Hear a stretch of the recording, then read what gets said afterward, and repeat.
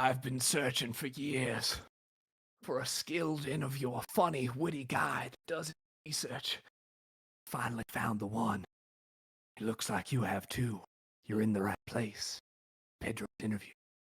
Hey guys, this is Pedro, and I'm back with another episode of Tales from Texas. For my guest in this occasion, I have here with me TazMo, who many of you within the Overwatch world is familiar with, being the general manager of the Dallas Feud during the days of said competition. And also, on top of just covering what he did with the Feud, we're going to be covering his general life, working in his ventures before the Feud, and of course, living in Texas and stuff like that. So, TazMo, thank you so much for taking the time. And also, I'll give a quick shout out to Deer for making all of this happen, just having her connect me with him. And so, quick shout out to Deer for the creation of this episode. So, TazMo, thank you so much. Like I said before, I just wanted to start off just this conversation, just going through what you're doing right now. How are you doing at this moment in time? What's life like for you in the present day? Yeah, so thanks for having me, and yeah, thanks. Shout out to Deer, for setting this up. It's been obviously a good thing she did. So, yeah, I mean, present day, currently unemployed, but nothing too crazy. First time in a long time for me. So my first thought was to kind of take it easy, not overstress it, um, and not over focus on what's next, and maybe spend time with friends and family and stuff like that. So just been kind of hanging out, playing games, chilling out, nothing too crazy. So life's been good. So looking keep it going. Yeah, I'm pretty sure it must have been just a different experience, as you said, being employed within the Dallas Few and an NB organization for quite a long time, more so around 10 years, I believe. And Mhm. how has that like difference been like for you compared to the past years where, normally like in the off season you'd be preparing for other teams, but now, you're kind of not working at all. Yeah, it's kind of like it's one of those like the whole Ricky Bobby doesn't know what he's doing with his hands sort of thing. It's like I don't know what I'm doing right now. I wake up and I don't have like to show up for our practices or scrims or whatever we're doing, or it's not an off season where I'm constantly scouting. It feels weird because I normally am very in tune with the scene, the space, and I still am. I'm still like checking Reddit and checking what's been happening with the OWCS and all these other things, and other esports for me. But it's a different kind of feeling because there's not a team attached to that. So it definitely feels weird, a bit sad, but at the same time, it's something that's um making me think of like what would be next for me, and I'm still kind of trying to figure that out, but I'm not trying to stress it too much. Of course, of course. So eventually, an opportunity will come to you Yeah. later on down the line, hopefully. And yeah, now that we covered a little bit of the present, now I want to go to the past and just covering what you've done in your early days. And it's interesting looking at your story and just seeing you be a part of the NB Optic Fuel organization in recent days or recent times. But yeah, it does also bring in the question as to exactly how you started this whole thing in gaming in general and also in esports. So, um, covering all your early days, um, are you Scottish by chance? Like, Yes, yeah, I'm fully born and raised in Scotland. Yes, yeah. I guess the little bit story background on that is, I was born and raised in Scotland, and then basically my dad had a job opportunity to move over to Houston actually at the time, and this was when I was about 13 years old. So we took that opportunity. We only thought we were going to be there for a couple of years, and then it ended up being permanent. And from there, I've been living in Texas for pretty much the majority of my life. And then obviously moved a bit to North Carolina, LA, stuff like that. I've been kind of all over the place as well, traveling. But yeah, Texas has pretty much been my home for the last decade or two, now. So yeah, it's pretty crazy how a small town from Scotland, like really small, we're talking like 100, 200 people, village, and then we went to big old Houston, which was not exactly the smallest place in the world for us. So big culture shock there. But yeah, yep, born and raised in Scotland, but pretty much a people call me, like the Scottish Texan at this point because I definitely got a bit more southern in me now for sure. what was your first impression of Houston? Because as a Houstonian, I'm intrigued as to how you viewed the city when you first touched down upon it. I mean, I was younger then, so it's definitely hard to remember everything. But the couple of things I do remember, I was with me and my dad went over first, and we were just staying in a hotel, and we were right off of like the Highway 6, like midtown area.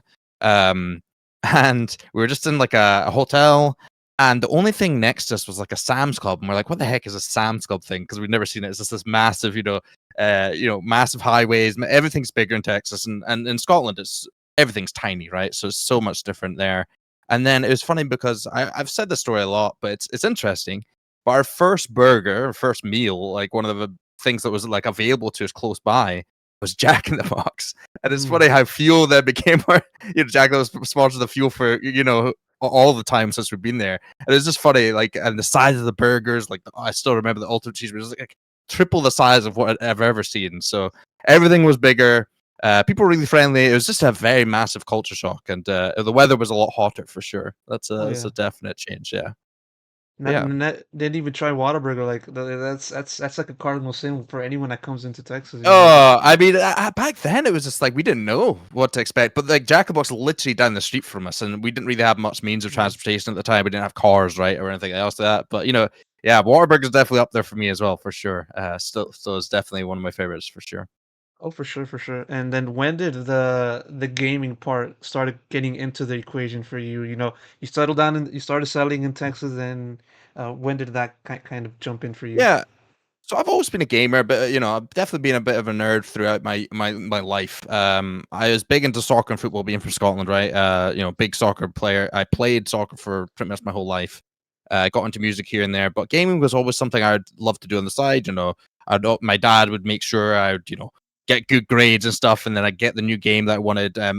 Most of the games I played back then were a lot of sports games, like FIFA was like a big thing for me at the time, and my parents were pretty, they weren't super strict, but they were, cautious about giving me a ton of games at the time. And then I think the real gaming started was near the end of high school into college, where this is when like Call of Duty 4 was coming out, Modern Warfare 2 was coming out, like the big Call of Duty games coming out, and I started loving it. And definitely didn't probably help my college life as far as my exams and studying went as much, but I was luckily enough to handle both for a long time, but I fell in love with gaming there. Also, my soccer career was pretty good. I played in college a little bit, but I got like a bunch of injuries to the point where it was one of those things where I'd have to get like surgery or something to really continue properly. And back then, surgery was kind of a risky business, especially still kind of is. Hmm. So I just kind of decided, look, I'll play it on the side kind of for fun, and I started gaming just a lot more. So yeah, as FIFA, Call of Duty were like my mainstay games, and that's kind of where my love for gaming just really took off. And then moving forward from that, that kind of led me into my first event, which happened to be MLG Dallas. Was the MOG Dallas team was that actually as you as a player or a manager? Because it's tough looking at your career when it comes to like the playing side because there's little Yeah, information on that. So. yeah. So realistically, I was never. I will say this: I was never a pro in Call of Duty or any esport per se. Um, I was good. I was good at Call of Duty. I'm good at games. I'm nothing like crazy. The best you could say is like there's not really a semi-pro, but like I competed in tournaments in Call of Duty, right? Like to the point where I did play in MLGs, but it was more for fun. It was never meant to be super serious. Um, and I kind of knew myself that I was already older, right? I was already in college. I was 21 or something like, and seeing players nowadays, they're starting 16, 14, whatever, super young ages. And I felt like, look, I'm good, but I know I'm not that good. I've seen some of these guys play, and I'm like, look, I want to get involved either way. So once I went to the first MLG, I kind of fell in love with the idea, and then I saw this team Envy, and before that, I'd seen them on YouTube. I'd seen a lot of their like montages and stuff like that, and I was like, I was good at I was good at that whole side of things, like the whole sniping stuff and like the whole montage side of things. I was good at that. I was like, I'll start doing it myself. We created a bunch of little like YouTube teams at the time, with a lot of people that are now still in like phase or optic now, and it's still funny to see that a lot of those people I grew up with basically in that scene are now in these like big orgs and Mhm. organizations doing either content creation or working in some way of esports. So that's kind of where it started off, was actually through content creation and a little bit of tournaments and stuff like that on the side. Yeah, and there was I found a montage clip of your highlights, by Muxy, Oh just yeah, going yeah, covering through those kind of things. How was that kind of stuff formulated for you? And even though your playing career was not as big as say like the obviously the big players in the present day and also in the past. yeah. How do you look back at those playing days that then enabled you to just pursue an administrative role later on down the line, be it Sure. Call of Duty or Overwatch? Yeah, I mean, the playing stuff was more of a passion project for me. It was never, like I said, like the tournaments or like the montages were more for fun. It was never meant to be anything like super serious as far as like an esports thing. Like I never thought I'd be at that level. However, the whole content creation and like making these montages and stuff like for like all these videos got me involved in Envy, and that's kind of how Envy happened for me. So basically there was a thing called Gamma Labs, which is now known as G Fuel, and they did this tryout for Envy. And there's a big famous YouTuber sniper guy called Zergriz back in the day. He like did all the old school montages, the Matrix montages, like legend in the space, right? And he hosted the event, merged with their sniping team to merge with Envy. And basically, there was a tryout process through hundreds and hundreds of people. And I was one of the ones selected to be part of that content team. Out of like, I think it was 2 out of like, I don't know how many people it was. It was a lot of people. So that's kind of was my in. And I'd already met Hastro, and I'd already met some of these other people in the space. And so that's kind of gave me my way into Envy. And then from there, the content creation stuff kind of subsided a bit later on, and then that's when I started loving the whole events thing and was like paying my way out to go to as many MLG events as I could, like MLG Anaheim, MLG Dallas, MLG Columbus, all these places, just to be involved in whatever way I can in the whole esports side of things. And basically, I started, just helping out Envy on the side. Like I was talking to Mike and Mike Castro. I was like, "Hey, how can I help?" And I was basically a glorified water boy at the time. Just trying to help the guys out. And I think Mike saw this, and we became quite good friends and stuff. And he basically gave me my first opportunity, and reached out to me. He's like, "Hey, I know you've been helping a lot, basically paying your own money to go out to all these events. Would you like to start working for us, like in a kind of full time gig?" And I'm still in college, and I'm working on the side and doing all these other things. So I'm still kind of, to me, I'm like, well, you know, I'm sure I can't be offered too much money for this or something like that, and this is like a big risk. But he was like, "Look, we can't pay you a ton of money right now, but we can cover your housing, your food, and you'd be helping us work, and we'd fly out to these events to help manage the guys." This being like the Call of Duty team at the time. Mhm. And so I just went with it. So they were based out in North Carolina. I told my dad and my mom, and basically they were a bit on edge about it, but I explained it, and they already knew of the gaming space. I had started to tell them more and more. I was like, "Look, I don't know what I'm doing in college right now. I really just don't feel like I'm taking all these classes, and I feel like I still don't know what I want, but I know my passion is in gaming." And from that, I was like, "I'm gonna just do it." So I drove all the way to North Carolina, packed my stuff in my truck, like just took basically my whole life over to North Carolina to stay with Hastro and some of the COD guys, and Graham, who's our operations manager, who's worked with me for years. So that's kind of how it kind of happened. It was just kind of one of those things where it was like, just go for it. And back then, that was MLG 2012 or something like that, or 2013, and it's like back then the scene was so much smaller. Like there was no leagues, there was no franchise, there was no major sponsors. This was like teams playing out of team houses, and that was the advanced part of it. So going to this team house was like, hey, this is a big deal. Yeah, it was like the early stages of esports. Well, not so, well, it's fair to say that because during those days it was just basically everyone playing together in the house, just grinding Hmm. all day, literally all day, not focusing on anything else, not even paying attention to their personal hygiene. And Hmm. yeah, it was those rough early days. It just basically uh, set the foundation for what it is to come in later on in the future. I want to backtrack a little bit on the certain things that you said. I remember you said about paying with your own pocket or paying out of your own pocket to Hmm. attend these events. What was the amount? If you could share, how I much mean, are we talking?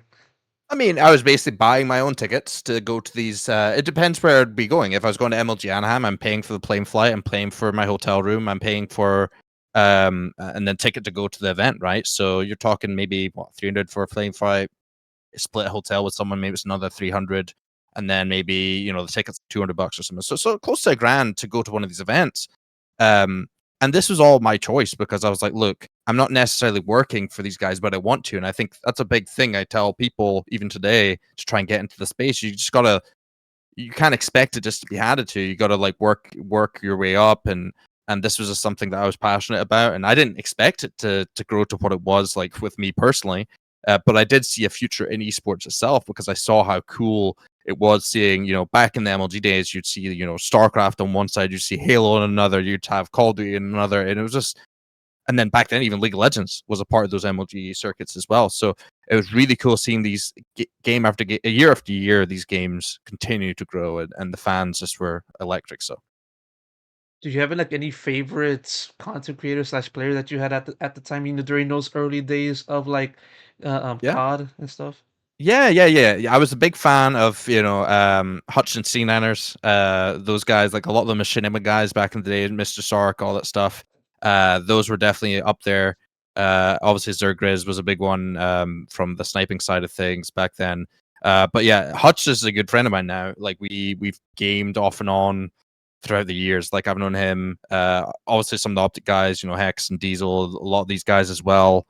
I just met a lot of them at events, got to hang out with them a lot, and that helped me as well, just kind of learn what they were doing in their spaces, and growing through there. So yeah, definitely a few of them, but yeah, like Hutch, C9ers, those sort of guys were always great people to me. So Yeah, you saying Machinima just brought me back in time as well, because I remember Machinima just pumping out so many gaming videos, oh yeah. whether it be guides, highlights, or just matches. It was basically all day, all night, all gaming from them. And yeah, Hmm. it's you could say like they were like the foundation for like the amount of content we see from nowadays, but so be it good or bad. So yeah, Hmm. it is interesting to just see your perspective as to the development of the COD scene, and any other FPS in the early days, within Hmm. North America. And yeah, now going into Envy. So now you join Envy, you started Hmm. working as like a manager. You can correct me if I'm wrong there. Hmm. And Yep.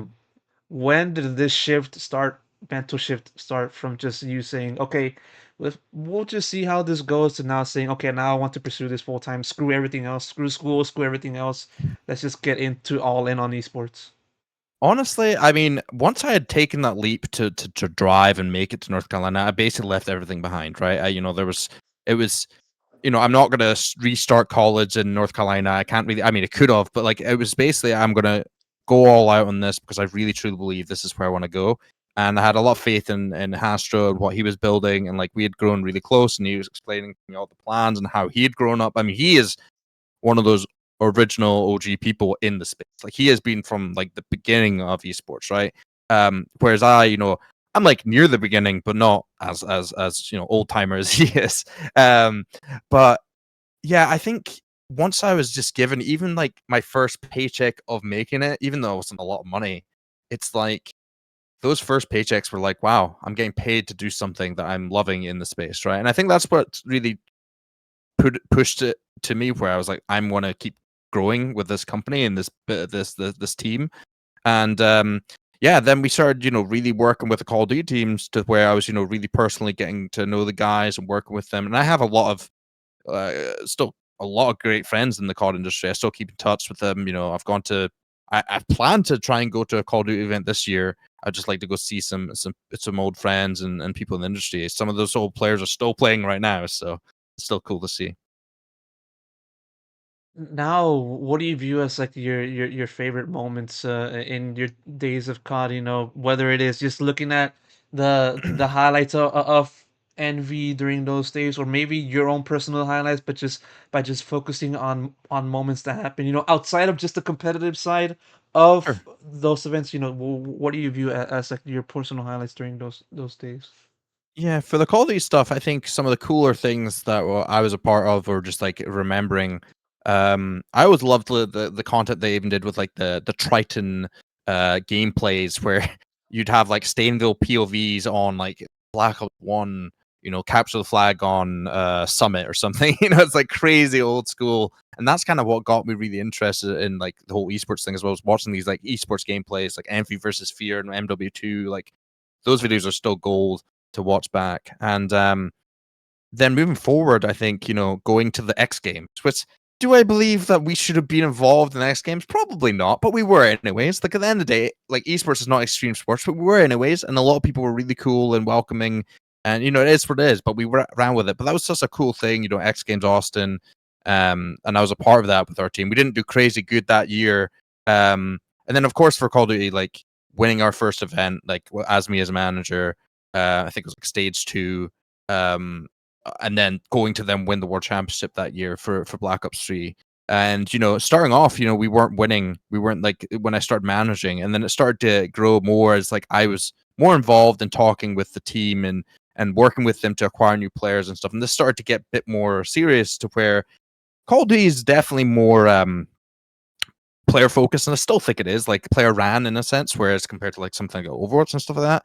So back then, even to work with some of the players and talk to them about their thoughts and processes of like building the roster and stuff felt good to me. I felt like I was contributing to the team success, not only just making sure they were situated and doing the managerial stuff that needs to be done to make sure the guys were happy and stuff like that all times and able to focus on the game, but like it felt like I was starting to see that like working with Hastro to make these teams, build these teams, and then work with these teams. So, and then that stuff bearing fruit and winning the World Championship. So that was definitely like the epitome of my career, was winning that World Championship.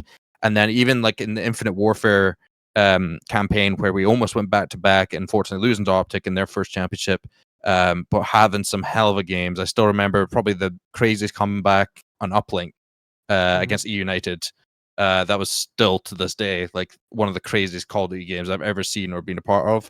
And it's like I do miss COD some days, because it's like that community is very different to Overwatch. But it's like it's where I started, so it's definitely something that I hold dear to my heart for sure. Oh yeah, for sure. And Envy, with the roots that you described in Nashville and just having to build the team, stood out obviously as one of the prime organizations within that esport. And yeah, as you said, World Championship in 2016, and it also Mhm. coming close in the year after that.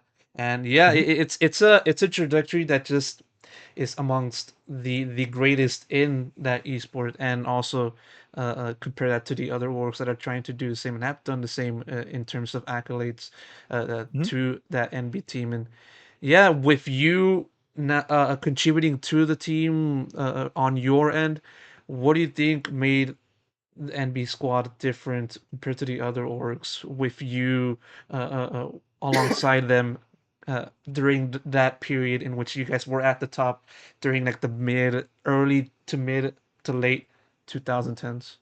Yeah, so honestly, it's a good question. But I would first off, something that you talked about is like the success, and like we weren't technically winning that much as Envy, but we were constantly podium finishes, and that was one of the curses, was that Envy was always finishing second at champs, and we'd finished second at Black Ops 2, they would finish second at Ghost, and then we finally won it in Black Ops 3, and it's like those like so many times that we were on the podium was a massive success. And I think the difference between Envy and all of these other organizations, and I'm not going to just say this as like, because I don't know what every other organization's doing, and I don't want to like overstep in this, but I will say what we were doing, we were always like players first and focused on really caring for our players, and sometimes to a fault.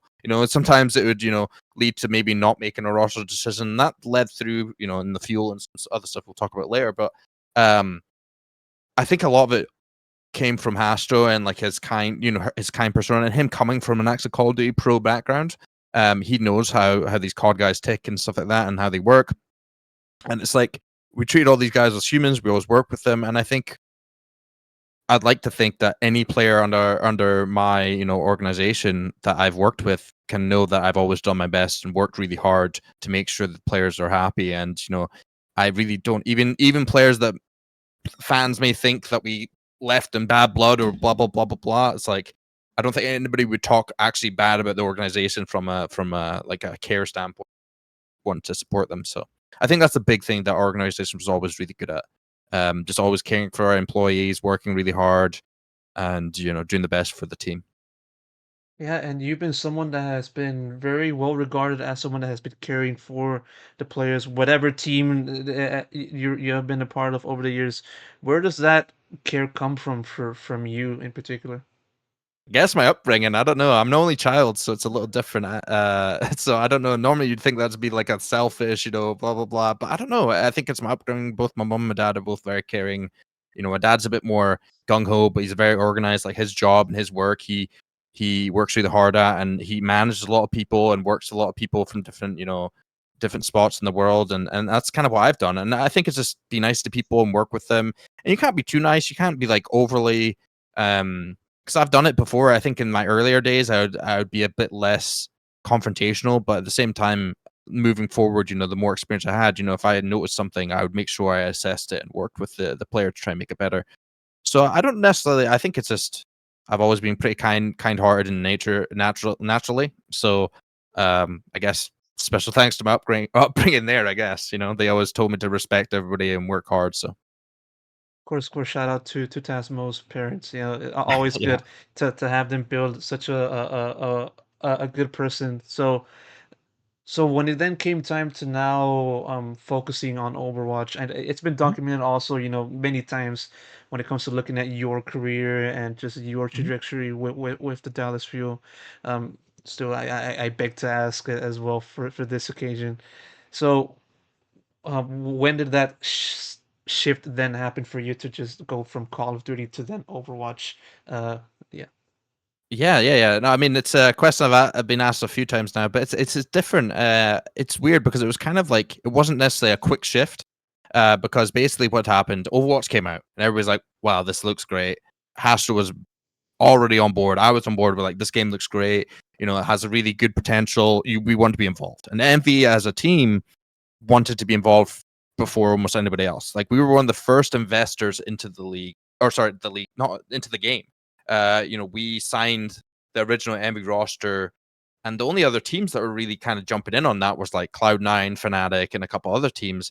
And it's like, um, we were so dialed in to the game as soon as possible. So when that happened, the original Envy roster was kind of running on its own, and whatnot, and they weren't necessarily at the team house and stuff. But then when we made the change to the IDDQD roster with the whole, with TazMo, Internet Hawk, everybody like that, and then adding Tailspin to that roster, that's when they started to come over to North Carolina. That's where we started to fly them all out to the Envy team house and whatnot. And at this time, I was still working on the Call of Duty team. We had a couple of COD players here and there at the house, and then this whole big band of players from all over the Spain, Finland, Germany, Sweden, USA, everybody. Like this team is multinational, like from everywhere, just showed up at the house, like all of them. It was like I remember pretty vividly. I think Tailspin showed up a couple days early, and then basically everybody else showed up, and it was just so funny to just like meet them all personally. And at this time, I wasn't necessarily their manager, but I was basically helping Mike and Graham, our operations manager, to just help manage them at the house, make sure they were getting acclimatized to the USA, and me having that experience myself, right, moving from Scotland. I definitely knew how that all worked out and how difficult it is to kind of acclimatize to something different, the stores and not having a car and just kind of and these guys are just gamers, man. Mhm. They don't know any better. A lot of gamers out there are just they're fresh out of high school these days. They haven't had these like jobs or college experience. A lot of them.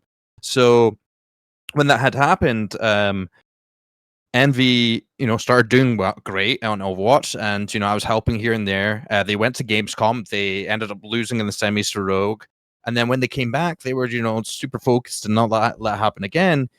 And randomly, we're out at dinner. We'd gone to multiple dinners in North Carolina and whatnot. And we were out one night with me, Hastro, Graham, and the whole team. And we're just eating, probably celebrating one of our many online wins because our guys were just crushing it. And Internet Help just kind of came out of the blue and just came out and said, "Look, hey, Hastro, can TazMo be our manager?" Like, can you actually manage us? And it's like, I know he's working with the Call of Duty team at the time. And Mike was like, well, he's already doing the Call of Duty team, so I don't know if he can do both. And I was like, look, I got it. I can do both. No worries. I can work with them both. Like, COD isn't necessarily here.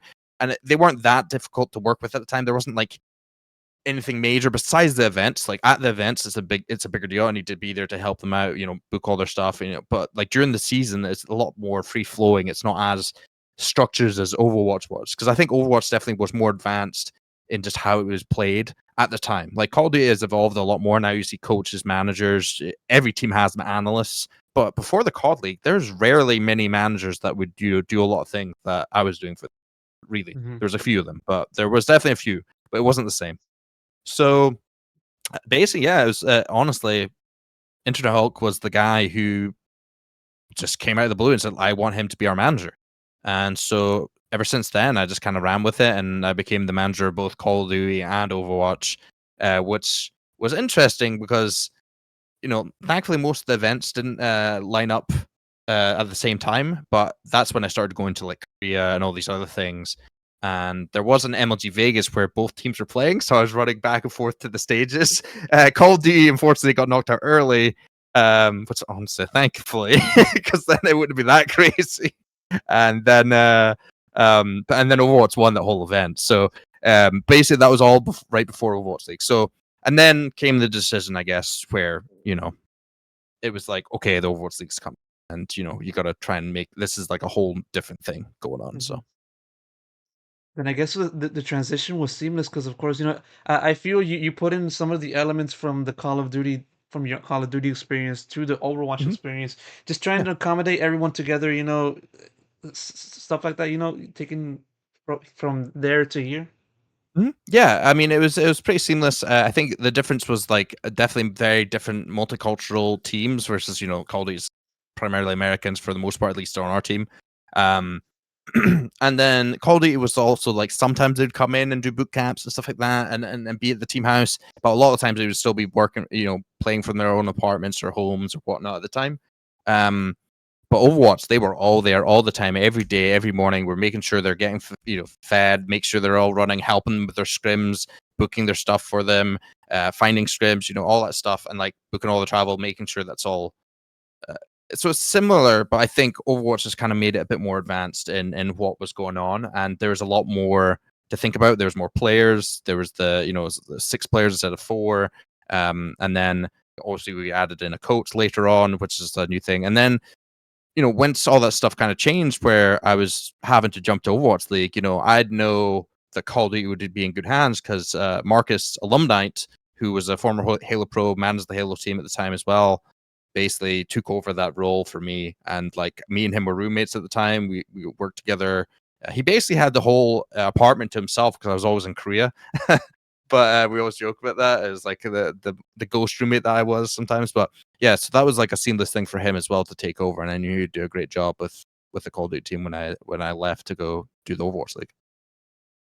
What do you feel was the hardest part in just trying to manage Overwatch, those Overwatch early days? Because you mentioned going to Korea, and of course, that mentions events such as the Apex Season 1 tournament and stuff like that, and just going everywhere and still competing and still being at the top level. But what do you feel was the hardest part in that kind of time frame for you?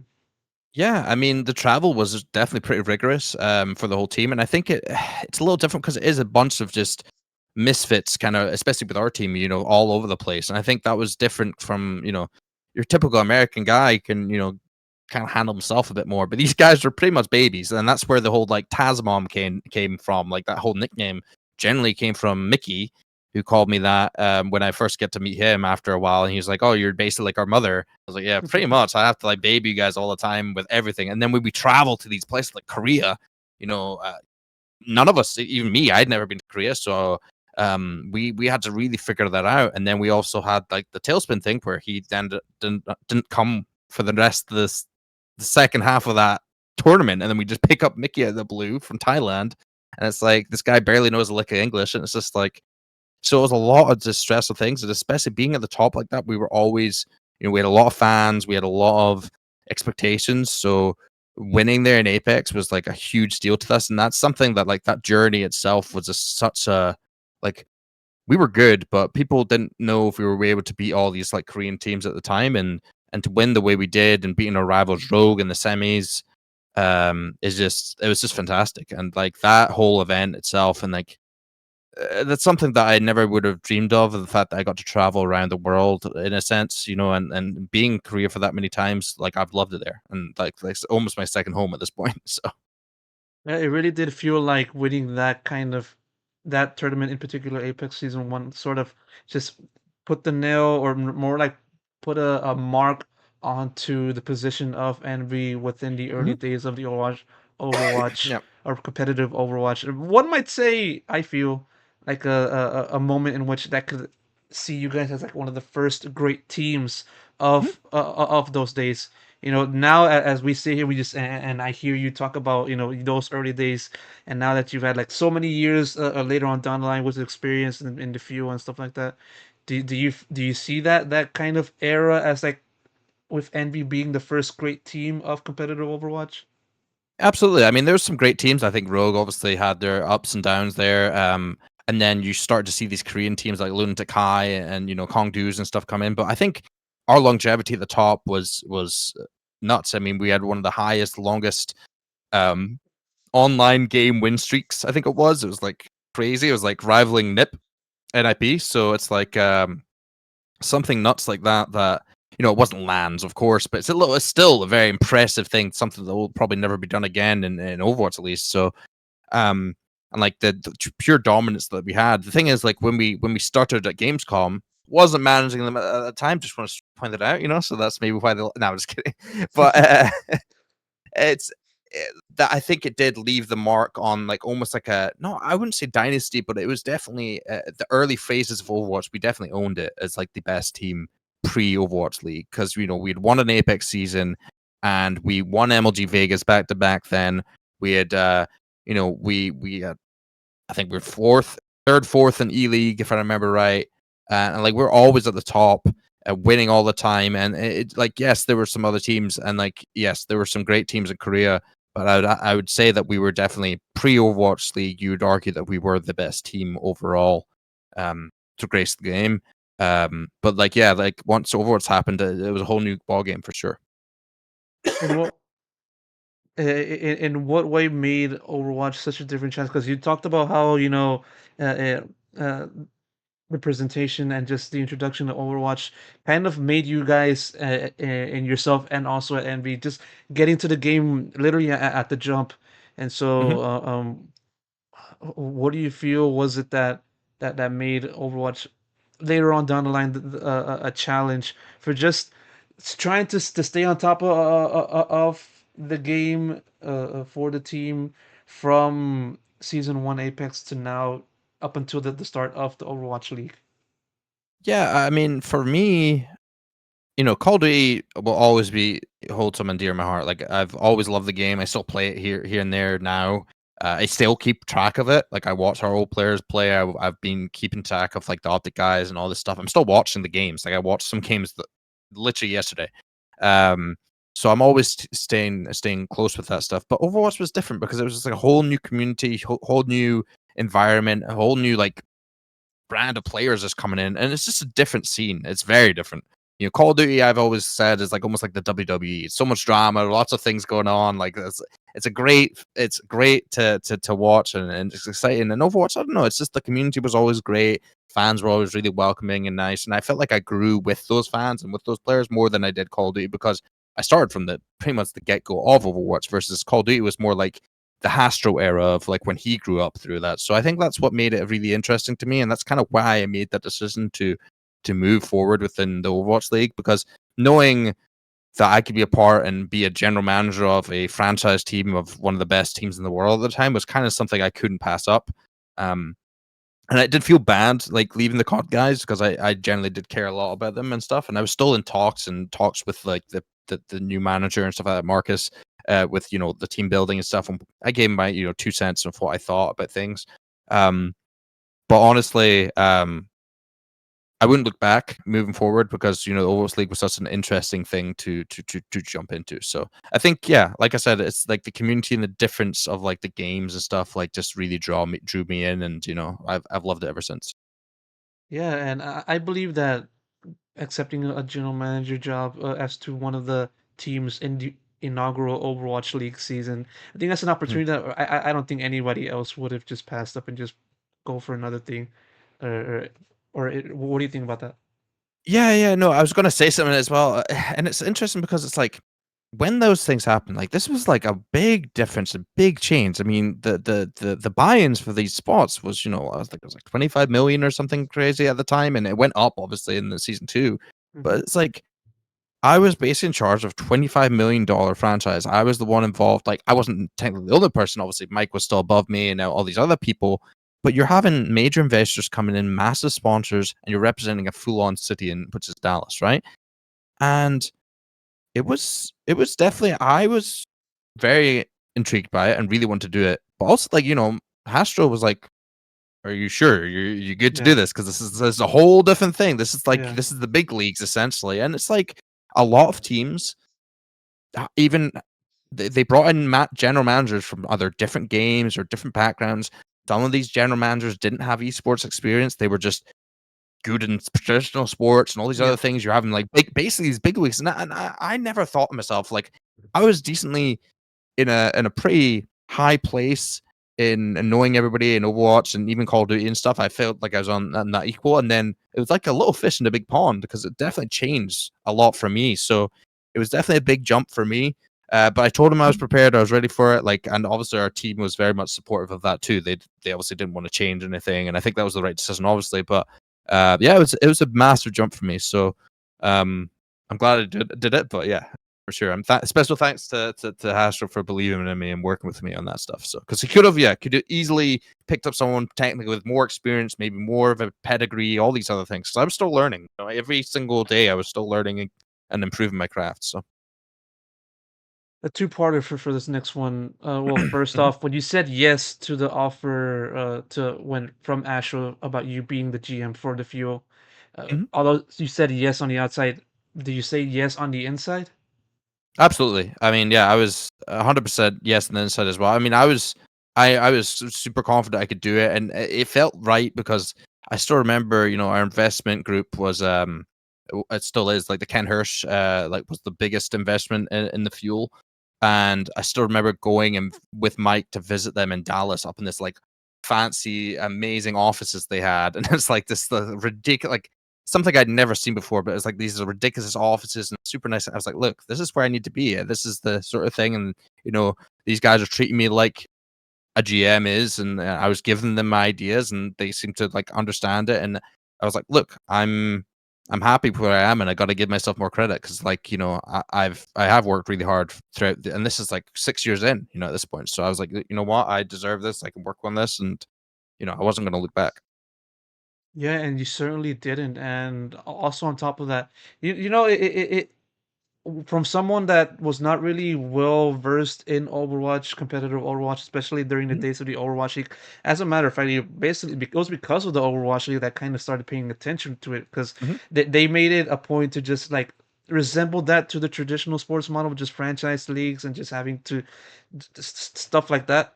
And yeah, like I just lost my You're train fine. of thought. All right. I think I will say this, just this might be touching on the same thing, but the Overwatch League was definitely making a statement, right? I mean, it was very ambitious. Let's be honest, right? It was 100% trying to replicate like kind of the MLB, the like traditional sports model, all these other things, and it's like, look, did they do everything right? No, but I'll tell you this: some of the stuff they did were so cool. Like seeing these massive bulletin, like these massive like boards outside on the highways of like watch the Overwatch League, and our fuel players are literally outside, like on these big billboards outside, and like seeing that, like that was you never saw that with esports in America. And I think some of the cool stuff that you're seeing now have came from the Overwatch League, and I think there's some cool stuff that the Overwatch League did. I mean, like there's like that Blizzard Arena for those first couple of years was amazing. It was such a cool venue. It was great that fans could come in like almost every day to come in and see the guys play. And having all those players under one roof, there was some really cool, media pieces they could do, some really good content they did around the players, and a lot of stories. So, I mean, we'll go into obviously more. But yeah, I think like the early days of Overwatch were incredibly ambitious, and maybe not the best tact for certain things, but there were still some really cool things and bright sparks points, and like bringing in these communities and having like the city of Dallas and the Fuel, especially like moving forward to our first homestand, which we'll talk about more, I'm sure. But like that was history in the making, and it was a complete and utter amazing success. So Yeah. Did you touched upon just sort of standing within the massive um, scale of a league such as the Overwatch League, and that considered, and you also mentioned about how getting into that new role, general manager role, was vastly different compared to how you was when it came to you being a manager in those early days, be it in Call of Duty and Overwatch. That said, now getting back to the question that I was originally thinking of, did you feel plenty of pressure at all, given the fact that you were in a much bigger scale compared to the early days, or were you not as pressured just because of the fact that you've gotten plenty of experience in building teams and just managing teams beforehand? I mean, I'm going to be honest. I'm not going to like sugarcoat it. Yeah, of course I felt pressure. I mean, I think you're human at the end of the day, and like whenever you brought in this big opportunity, you're ready to conquer it and work on it. But like there was definitely some pressure and some, especially for our team. Like everybody was bidding us for being a top two, maybe to win it all. Like it was us and like the Seoul Dynasty that were meant to be the top two dogs, and then like New York Excelsior. Those were like the top three that were like everybody's like, okay, it's got to be a battle between these three. And none of that happened for any of those teams. Actually, people always talk about the Fuel, but even the Dynasty, who you could argue near the end of the season, before Overwatch League, were probably looking better than us as well. So everybody's thinking like Seoul Dynasty was looking good. So it's just crazy to see how wrong everybody was. And it's like looking back into that, it's like, do you blame us? People are like, oh yes, hindsight, you guys should have signed this guy, should have done this. It's like, guys, we just came off of like a great like last year of like doing well, and like we couldn't have not, you can't not work with those players that have done so much for you throughout the years beforehand. So but yeah, definitely pressure. I think the first thing that like really took me to besides going to visit those offices with our investors, but to really that really told me like, oh, we're in the big leagues now, is doing our press and media day. And there's a video on it, and it's just so different. Like we're in suits. Like this is the first time I mean, I wore some suits and stuff here and there in Korea and some of the events, but like we were like wearing nice ass suits. We were wearing we're in this whole full on press conference with our PR advisor with us, answering a ton of questions there for like 3 or 4 hours. And obviously us being one of the more popular teams with the more popular players and stuff, it was nuts. And it's just like you're starting to see like, wow, this is a big deal. Yeah, and now getting into that kind of thing. Of course, you mentioned a little bit about the inaugural season of the Fuel, Mhm. and although as you said, the NB team was coming off of a pretty good year, decent year in Mhm. 2017. Now for 2018, of course, as you said, the team didn't really live up to the expectations. Mostly roaming within, probably in the bottom or like lower half of the overall league standings. Mhm. Just covering that kind of year first, what do you think went off for that kind of squad? Despite having a clinched spot in one of the stage playoffs earlier on. Sure. Yeah, I mean, we had literally just won like Contenders Season 0, which is like the first like Contender Season 4, but and we'd added in, Siegel to our roster, who was obviously a fantastic player and just was right what we needed to fill the gaps. And, coming off of that win, and then on top of it, we added in XUC, we added in Custa, and both of which, had huge upside potential. Custa's been a long time player, and like he was a great player to just add some depth to our team, because we understood like having a big depth and big roster in Overwatch League was probably a big deal. And it seemed like a lot of teams were doing that. Like most teams had like about 10 to 12 man rosters. It was crazy how different it was, and multiple coaches and all these other things. So it was so different. Because at the time we had one coach with Kai, and then we had to bring in another guy in Vol'jin, and then we brought in another guy. Like, it was to the point where we were learning as we're going, and it's just big difference to what we're used to, and like the amount of games and the amount of pressure. Like, there was 40 games in the season, and it was like 3 games in 1 week. It was a lot of games. Something I definitely think it was too many games, and the format wasn't great that year. But I mean, when we started off that season, our first 2 preseason games, we beat the Outlaws in the Mayhem, and we looked great. It was like, all right, good. We look good. We're looking good. And then the first match of the season against Soul Dynasty, which everybody's like, oh my goodness, this is a banger match, crazy first match to see. And we watching that back still to this day, it was super, super close, crazy good game. And I still remember Monte Cristo joking around when we were like, when the Fuel was against Dynasty and there was like USA chants. It's like we had like one American on the whole roster. It was really funny. It was still good. But yeah, it's like, I don't necessarily know exactly what went wrong, but I think the compounding pressure of starting off slow and not knowing how to fix it, and the speed of how the season was going. Like, when you were you saw how the Shanghai Dragons did that year. It's like, when you're losing, like, could they have probably won a couple of games that season? Possibly. Yeah, honestly, like, if they had like not been in such a demoralizing rut, like, they could have probably caught fire and gotten a couple of games that year. Especially some of the talent that they brought in later on. I mean, they literally had Fearless, who was, we know him as a player who's a fantastic player now. So going into that season, yeah, like, losing that Soul Dynasty game, I think really hurt us. It's in the fact that, like, I think if we had won that, I don't necessarily think we're going to win the league either way. Like, but I think, and this feels like hard copium, as people love to say now. But I generally feel like if we had won that match, we would have gone on a way better streak early. But I think our structure and how we were managing, like how it was working within the team, it just didn't seem to work out. Like, the players that we had on the roster weren't necessarily working out how we'd planned.